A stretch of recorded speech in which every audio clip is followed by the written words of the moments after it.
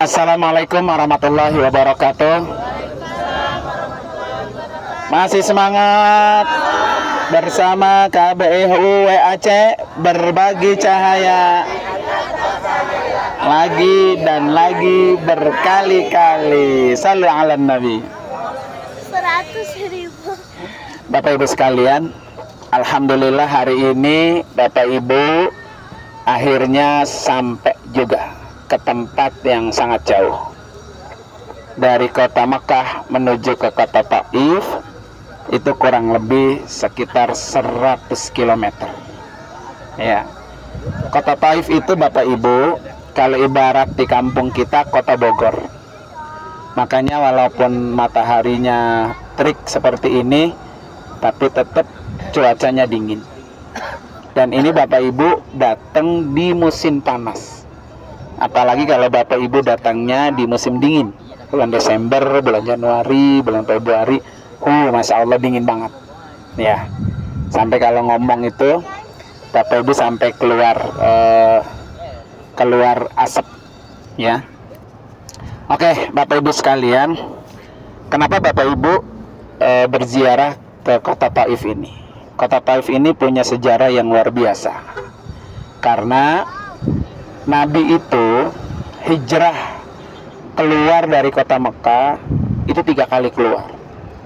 Yang pertama ke Habasyah, ke Ethiopia. Kemudian tidak lama Nabi balik lagi ke Mekah. Karena Nabi sangat cinta dengan kota Mekah, sehingga Nabi terus keluar balik lagi masuk. Karena kota Mekah itu pertama kota kelahiran Rasulullah, yang kedua di Mekah itu ada Baitullah yang harus diperjuangkan oleh Nabi.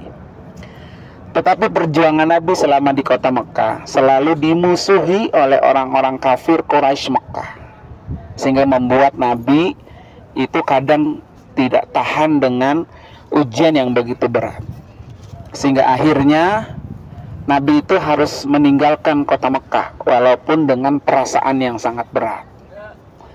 Nah, kemudian ketika Nabi kembali lagi dari Ethiopia masuk ke kota Mekah, ternyata orang-orang kafir Quraisy Mekah itu semakin menjadi-jadi. Ya, menghalangi Nabi, membuli Nabi, menyakiti Nabi, pokoknya segala macam cara. Sehingga bagaimanapun dakwah Nabi itu harus diberhentikan, supaya Nabi tidak lagi menyebarkan ajaran agama Islam di kota Mekah. Nah, yang membela atau yang membantu dakwah Nabi itu salah satunya adalah satu istri Rasulullah, yaitu Khadijah. Baik secara psikis ya maupun secara materi. Khadijah itu kita kenal, kita tahu sama-sama bahwa beliau adalah orang yang kaya raya, sehingga bisa membantu dari hartanya dakwah Rasulullah. Yang kedua yang sering membantu dakwah Nabi adalah pamannya, yaitu Abu Thalib. Walaupun Abu Thalib ini beda keyakinan dengan Nabi, Abu Thalib ini adalah pimpinan kafir Quraisy Mekah. Tapi Abu Thalib selalu membela perjuangan Rasulullah. Satu ketika dua orang ini yang sering membantu Nabi, dua-duanya meninggal dengan waktu yang tidak begitu berjauhan. Meninggal istri Rasulullah, tidak lama meninggal pamannya Abu Thalib. Tentunya Nabi secara psikis, kalau kayak kita itu istilahnya drop, ya. Butuh semangat, butuh support dari orang-orang yang mencintai Rasulullah untuk berdakwah. Sehingga akhirnya Nabi dengan kondisi yang sangat sedih ditinggal mati oleh istrinya, sedih juga ditinggal mati oleh pamannya. Akhirnya Nabi memberanikan diri untuk minta suaka. Kenal suaka, Bu? Perlindungan, pertolongan politik yang tidak harmonis lagi di kota Mekah, yang tidak kondusif lagi. Akhirnya Nabi pergilah ke kota ini. Nabi dan bekas budaknya yang disebut dengan Zaid bin Harisah cuma berdua. Dengan apa Rasulullah ke sini, Bapak Ibu? 100 kilo dari kota Mekah, Nabi itu jalan kaki. jalan kaki. Ya, kita bisa bayangkan seperti apa perjalanan Taif dari Mekah ke Taif itu sangat jauh. Panasnya luar biasa, jalan kaki 100 kilo dari Mekah ke Taif hanya ingin mencari perlindungan. Makanya titik jalan Nabi itu, ya, itu dibangunlah kereta gantung sebagai bukti bahwa di situ Rasulullah dulu berjuang untuk datang ke Taif luar biasa. Nanti Bapak Ibu yang naik kereta gantung akan lihat betapa terjalnya itu gunung. Kita aja yang di kereta gantung itu histeris, takut banget melihat ke bawah itu karena semuanya gunung batu. Tapi bagaimana Nabi? Ketika Nabi di sini Bapak Ibu, sampailah ke wilayah sini, ke jantung kota Taif, ternyata masyarakat Taif itu menolak kedatangan Nabi. Nabi ditolak, tidak boleh datang. Bahkan diprovokasi oleh pimpinan-pimpinan Taif, pimpinan suku Taif, bahwa sudah ada orang yang namanya Muhammad datang ke Taif, dan itu diprovokasi untuk diapain? Untuk dimusuhi. Untuk dimusuhi. Akhirnya Nabi dilemparin batu. Nanti Bapak Ibu akan kita ajak di mana tempat Nabi dilemparin batu. Sampai akhirnya gigi Nabi itu sampai patah. Zaid bin Harisah melindungi diri Nabi jangan sampai Nabi itu terluka. Nabi itu sedih sekali ya, dengan kondisi psikisnya yang sudah lagi memang down ya, karena tinggal mati istrinya dan pamannya, tapi di sini ditolak. Sehingga akhirnya Nabi hanya beberapa hari tinggal di kampung Taif ini, dan beliau sembunyi di gunung. Nanti Bapak Ibu akan kita lihat gunungnya itu sekarang tempat Nabi sembunyi itu dibangun monumen masjid ya. Nah disitulah Nabi akhirnya hanya makan dari tumbuhan yang tumbuh di gunung. Nah setelah itu akhirnya dengan kondisi Nabi kayak gitu, datanglah malaikat penjaga gunung untuk menawarkan kepada Nabi Muhammad, ya Muhammad, apa yang perlu harus kami bantu buat kamu biar kamu ini bisa apa? Bisa tenang. Apa perlu gunung yang sebelah sini, gunung sebelah sini, kampung Taif ini kami balik seperti ini biar masyarakat Taif itu mati semua. Tapi lagi-lagi Rasulullah yang punya akhlakun azimah, akhlak yang sangat agung, beliau tidak menerima tawaran malaikat itu. Yang Nabi minta adalah, Nabi doakan, berikan ya Allah masyarakat orang-orang Taif itu hidayah, biar mereka semua masuk ke dalam jalanmu ya Allah.